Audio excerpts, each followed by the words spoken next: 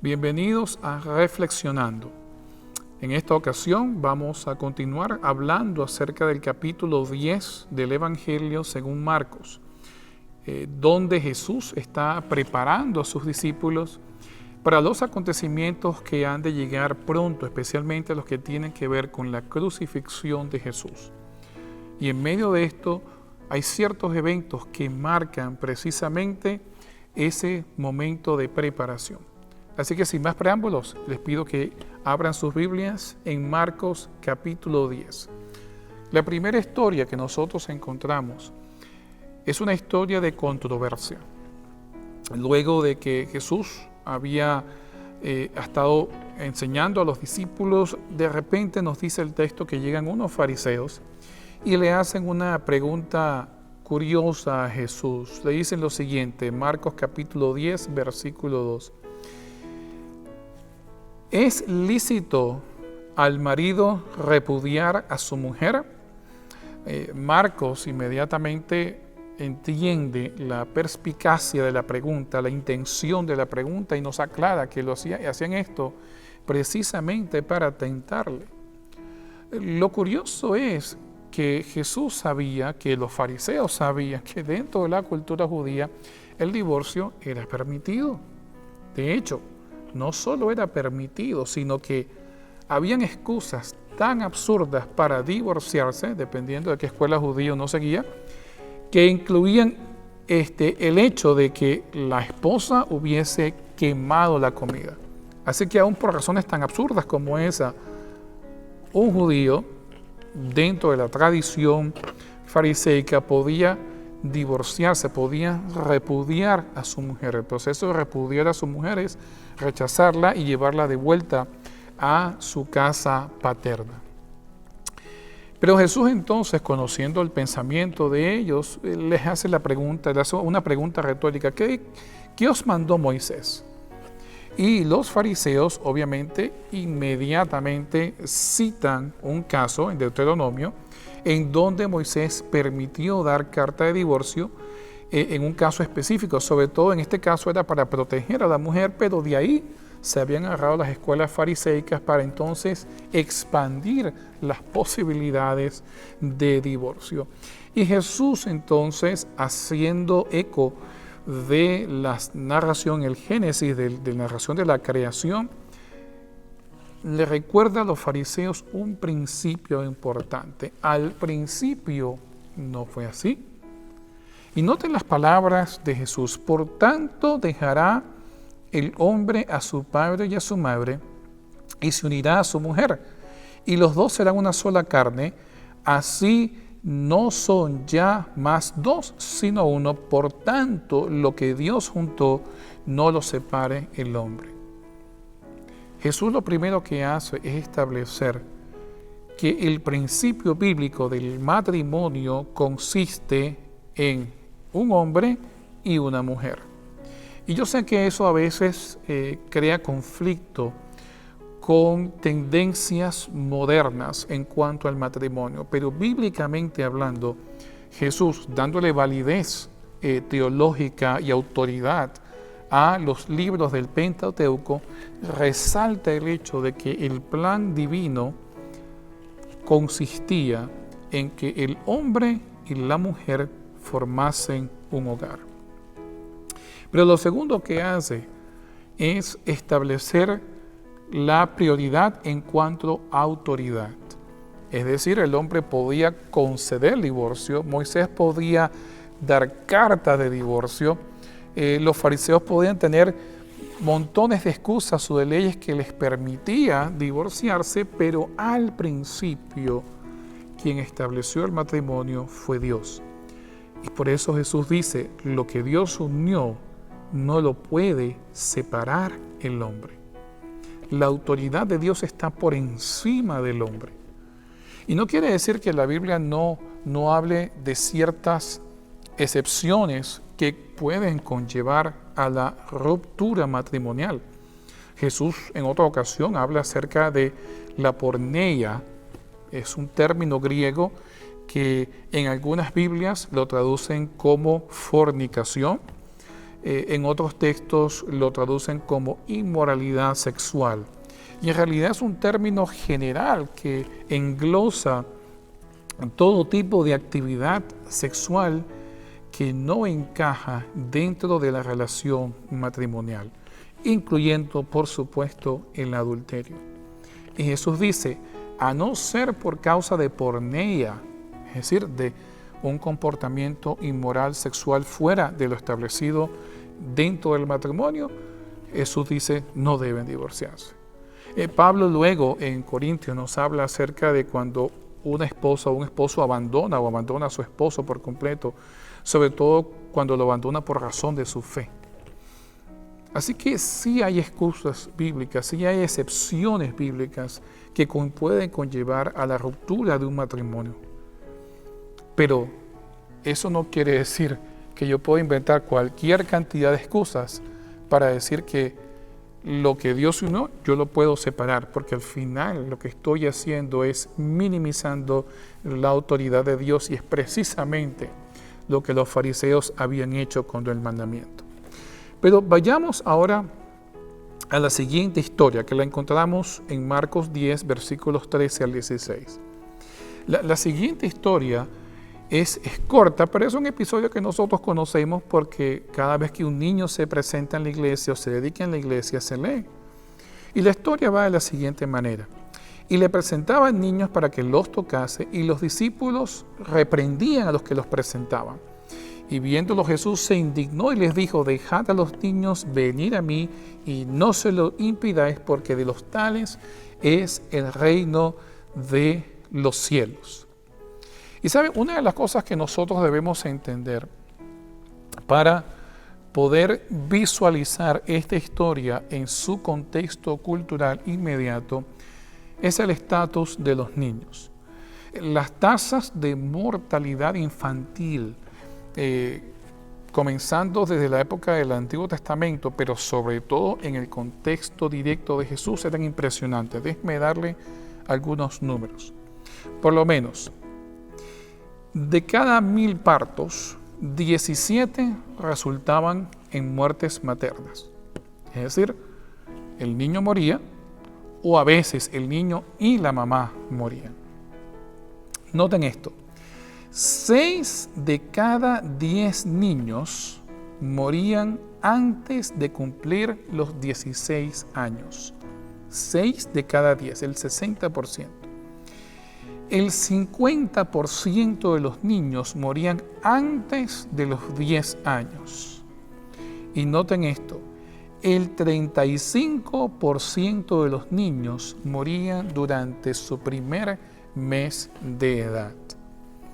Es decir, esto quiere decir que una madre que llegaba a sus 50 años de edad posiblemente había dado a luz un aproximado de 6 niños, pero antes de los 10, la mitad de esos niños se habrían muerto, 3.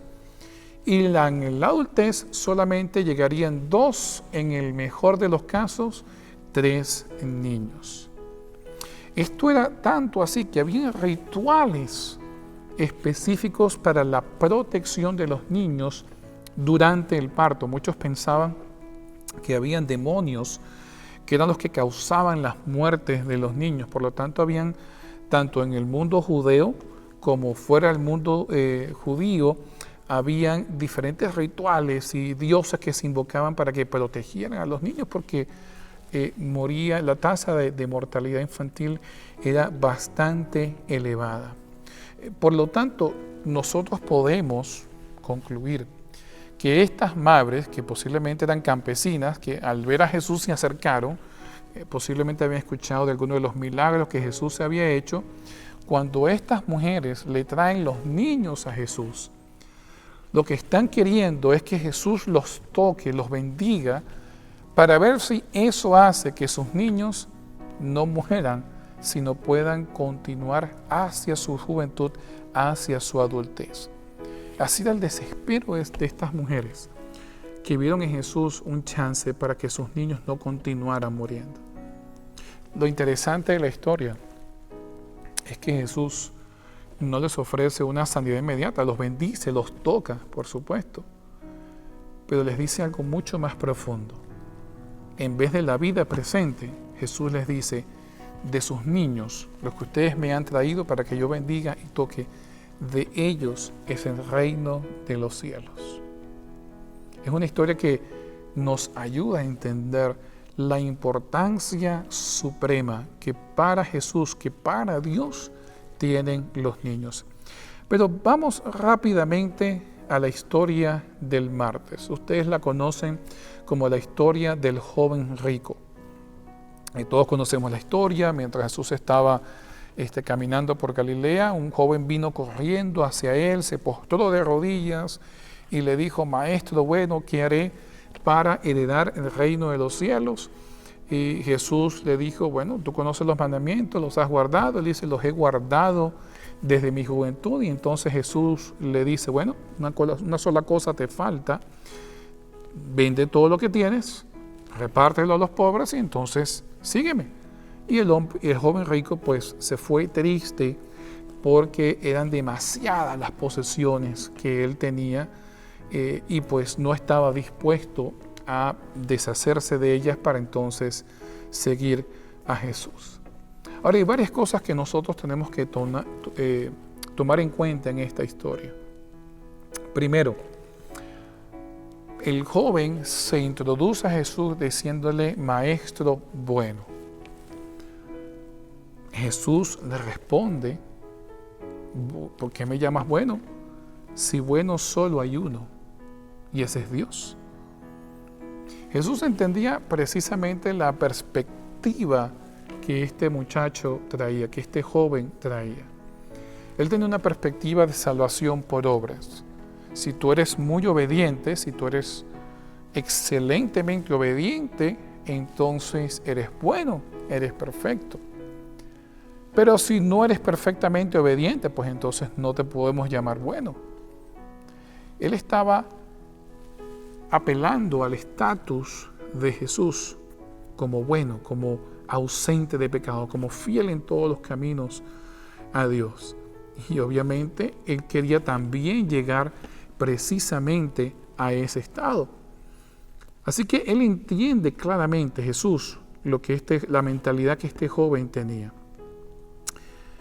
Y cuando Jesús le dice a él, bueno, guarda los mandamientos, y le dice los mandamientos que tienen que ver con el prójimo, no cometerás homicidio, no cometerás adulterio, no defraudes, honra a tu padre y a tu madre, el joven muy elocuentemente, casi como que una sensación de alivio, ¿no? Ya tengo ganado el reino.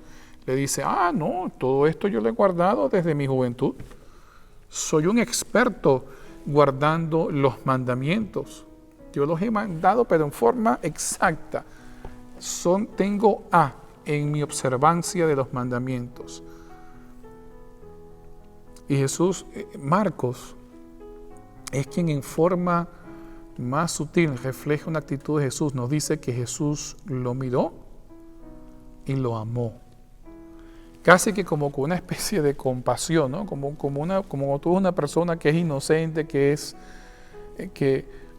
sencillamente no se da cuenta de lo que está haciendo. Jesús lo amó y entonces le dijo, una sola cosa te falta. Y la cosa que Jesús le va a decir tiene que ver precisamente con el prójimo. Él había dicho que había guardado todos los mandamientos perfectamente, que tenían que ver con el prójimo.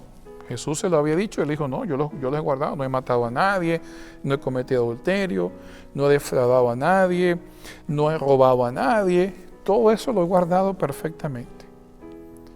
Pero entonces Jesús profundiza aún más y casi que nos viene a la mente, ¿verdad? Lo que dice Jesús en el Sermón del Monte, que refleja Mateo en el capítulo 5 de su Evangelio, donde dice, ustedes piensan que no han cometido adulterio, pero yo les digo, si ustedes vienen una mujer con deseo, ya han adulterado en su corazón y por lo tanto son culpables de adulterio. Casi que Jesús hace lo mismo con este joven y le dice, bueno, una cosa te falta. Tú tienes muchas posesiones, ¿ok? Entonces, véndelas y sígueme. De hecho, en el griego, usa una expresión muy tierna, como decir, ven acá, vende todo lo que tienes a los pobres y ven acá y sígueme. Jesús lo estaba invitando en una forma tierna que fuera su discípulo. Pero, eso nos ayuda a ver que este joven en realidad no había guardado todos los mandamientos. Porque había un mandamiento que sin darse cuenta él estaba infringiendo. Y es el primero: no tendrás dioses ajenos delante de mí. Y precisamente para este joven, sus posesiones estaban por encima de su devoción a Dios. Siempre y cuando sus posesiones no se convirtiesen en un obstáculo para servir a Dios, pues él lo haría en forma ritualística, en forma legalista, para obtener la vida eterna, para poder entrar en el reino de los cielos. Pero si tenía que deshacerse de sus posesiones por servir a Dios, entonces no lo haría, no estaba dispuesto a hacerlo. Y eso nos deja saber que no importa lo que nosotros hagamos,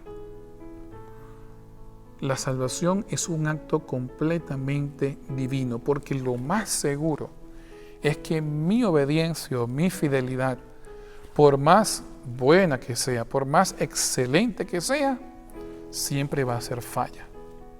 Como decía Pablo, ¿no? Lo que quiero hacer, no hago, y lo que no quiero hacer, eso termino haciendo. Porque somos humanos, porque somos frágiles, débiles. Y entonces Jesús, viendo esta realidad, viendo a este joven que se va, les dice a los discípulos algo terrible. Le dice a los discípulos: es más fácil que un camello pase por el ojo de una aguja que un rico entre en el reino de los cielos. Ahora, nosotros leemos eso y los discípulos reaccionamos como los discípulos, pues entonces es imposible que alguien pueda salvarse.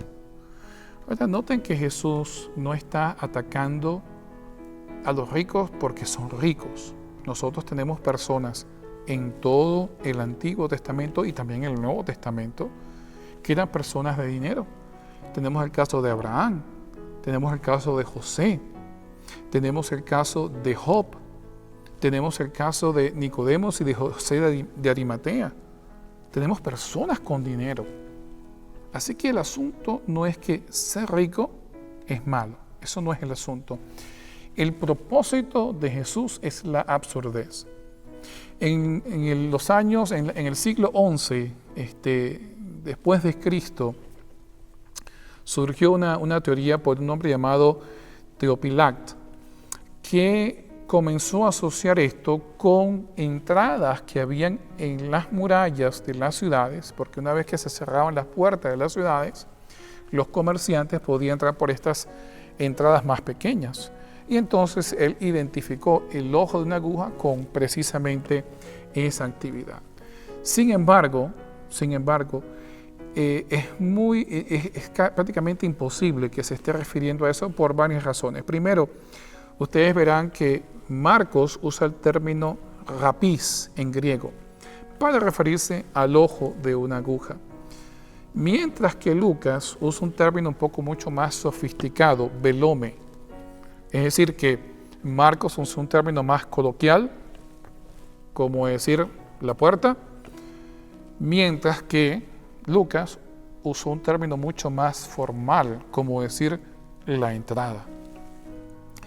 Por lo tanto, si hubiese sido esta entrada a los largos, en las murallas, en las ciudades, lo más seguro es que Lucas y Marcos hubiesen usado el mismo término. Pero hay otra razón más importante. El propósito de Jesús es decir algo absurdo. ¿Y cómo sabemos eso? Miren, hay una tradición rabínica que está registrada en el Talmud de Babilonia, que era una especie de comentario judío, los judíos que vivían en Babilonia, los rabí, comentarios acerca de la Biblia, que señalaba que los sueños son un reflejo del pensamiento del hombre y tienen que ser racionales. ¿Y por qué razón? ¿Por qué razón son el reflejo del pensamiento del hombre? Por lo siguiente, noten, esto se demuestra, según dice el Talmud, por el hecho de que a un hombre nunca se le muestra en sueños una palmera datilera de oro o un elefante pasando por el ojo de una aguja. Es la misma expresión que usó Jesús. Jesús buscó el animal más grande que había en Palestina, el camello, mientras que el proverbio talmúdico usa el animal más grande que hay en Mesopotamia, el elefante. Y entonces buscan el espacio más pequeño posible, el ojo de una aguja, que en su mayoría eran hechas o de hueso o de metal, y se usaban como especie de, para poder tejer diferentes fábricas, diferentes telas. Así que el propósito de Jesús es lo absurdo. Lo absurdo. Es absurdo que una persona piense que por sus obras se puede salvar. De hecho, muchos consideraban la riqueza como una bendición directamente de Dios, aunque los ricos en varias partes del Nuevo Testamento son vistos en forma negativa, sobre todo los que abusan del poder que tienen por las riquezas que han acumulado. Sin embargo, aunque el tener bienes materiales puede ser una bendición divina, no necesariamente se puede igualar a una bendición divina. Es decir, porque sea rico, no quiere decir que Dios me lo va a otorgar todo. Porque no sea rico, no quiere decir que Dios me ha abandonado, que Dios no me da sus bendiciones. Aún más, si yo soy rico y pienso que las tengo todas ganadas, es un poco difícil pensar que por eso yo puedo adquirir la vida eterna. Jesús dice que es absurdo pensar así. Y los discípulos en horror le responden, entonces, ¿quién puede ser salvo? Y es cuando Jesús dice algo maravilloso. Para el hombre esto es imposible, pero para Dios todo es posible. Es decir, la salvación es posible gracias a la intervención divina, no gracias al esfuerzo del ser humano. El esfuerzo del ser humano no le otorga la salvación. Es únicamente la intervención divina que hace de lo imposible, en términos de la analogía de Jesús, que hace de lo absurdo una realidad y de lo imposible algo posible. Pasemos directamente entonces al miércoles. Y el miércoles tenemos una diatriba, un debate, una especie de discusión entre los discípulos, porque dos de ellos, Juan y Santiago, le piden a Jesús, yo quiero estar a tu derecha y a tu izquierda. Y Jesús le dice, eso no me toca a mí, eso le toca a mi Padre. Y además, ustedes pueden ser bautizados del bautismo que yo voy a recibir y beber la copa que yo voy a beber. Y entonces Jesús le dice, ustedes van a beber de esta copa y van a recibir ese bautismo, pero es a mi Padre a quien le toca escoger quién se sentará a mi izquierda y a mi derecha. Cuando los otros discípulos escucharon la propuesta, la nefasta propuesta de Juan y Santiago, pues no les cayó muy bien. Y comenzó una discusión entre ellos. Y entonces Jesús dice algo que también es escandaloso. Y les dice, al menos que ustedes sean doulos. En griego eso quiere decir esclavos. No podrán tener parte en mi reino. Es decir, los discípulos comenzaron precisamente con la búsqueda de estatus y poder. Y Jesús les dice, en mi reino eso no funciona así. En mi reino no es el estatus lo que tú quieres conseguir. En mi reino es el servicio lo que importa. Es servir a otros. De hecho, en la historia de la cristiandad temprana, Santiago es el primer discípulo en morir decapitado por Nerón. Y Juan es el último discípulo en morir después que pasó su encarcelación en Patmos y finalmente terminó sus días en Éfeso. Todos los demás discípulos, pero los demás murieron, algunos por causas naturales o que no conocemos, y otros por martirio, a lo largo de toda la historia de la cristiandad. Todos los discípulos bebieron la copa y también fueron bautizados con el bautismo de Jesús, una referencia clara al sufrimiento de Jesús. Pero ¿por qué Jesús sufría? Porque lo primero en su reino no era autobeneficiarse. Lo primero en su reino era servir y beneficiar a otros. De hecho, Jesús le dio un ejemplo clásico a los discípulos en cuanto al servicio, cuando en la última cena, justo antes de la crucifixión, tomó, en griego dice, el lintión, el paño, se lo amarró a la cintura y comenzó a lavar los pies de los discípulos. Estaba actuando como un esclavo. Es una especie de repetición de lo que Jesús había dicho aquí. Porque el que quiere servir va a quedar de primero y el que quiere ser servido va a quedar de último. El reino de Dios no es para ser servido. El reino de Dios es para servir. Y finalmente llegamos al jueves, donde tenemos la historia de Bartimeo. En la historia de Bartimeo encontramos quizás uno de los momentos más enigmáticos de la vida de Jesús. Déjenme explicarles un poquitico acerca de los ciegos. Los ciegos eran considerados como una especie de plaga social. No eran muy bien vistos. Pues los ciegos no se puede valer por sí mismos, siempre anda mendigando y tiene que vivir de las migajas que los demás le echan. Los demás trabajan y entonces lo que les sobra le echan, le dan. Es casi como lo que pasa hoy en día con las personas que no tienen dónde vivir y que son callejeros, que viven en las calles y que se paran en las esquinas pidiendo limosnas. Eso eran los ciegos, eran considerados una plaga social. Tanto así que en la comunidad de Qumran, en varios escritos, se refleja el hecho de que los ciegos estaban excluidos no solo del templo, sino también del banquete mesiánico. Ni Dios quería a los ciegos. Así que Bartimeo, cuyo nombre es hijo de Timeo, hijo, Timeo, el nombre del padre, sabía esta condición y sabía su desprecio. Pero oyó que Jesús estaba pasando por Jericó y entonces salió corriendo y comenzó a invocar el título mesiánico de Jesús. Hijo de David, ten misericordia de mí.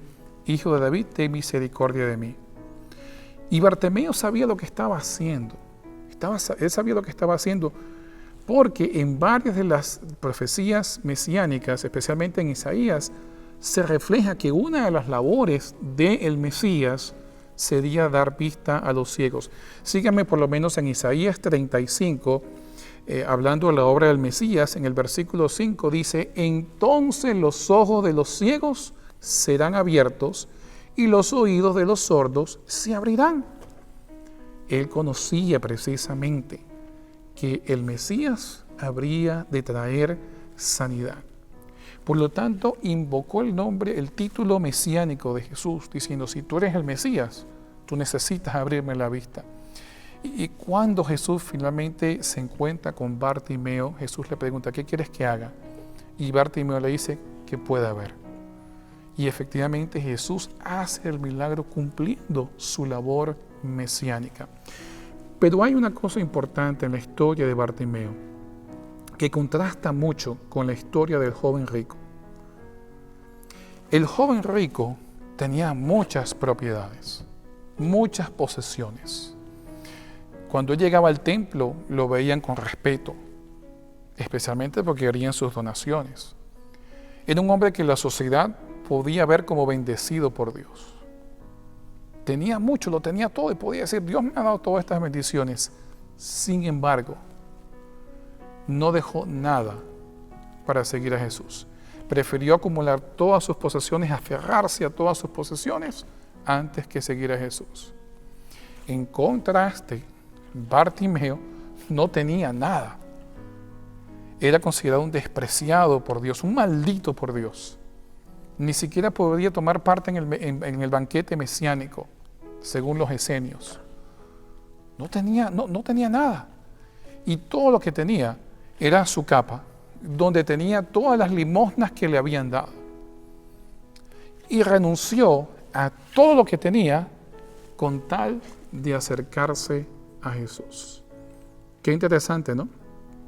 Que el que lo tenía todo no quiso dejar nada, y el que no tenía nada lo dejó todo.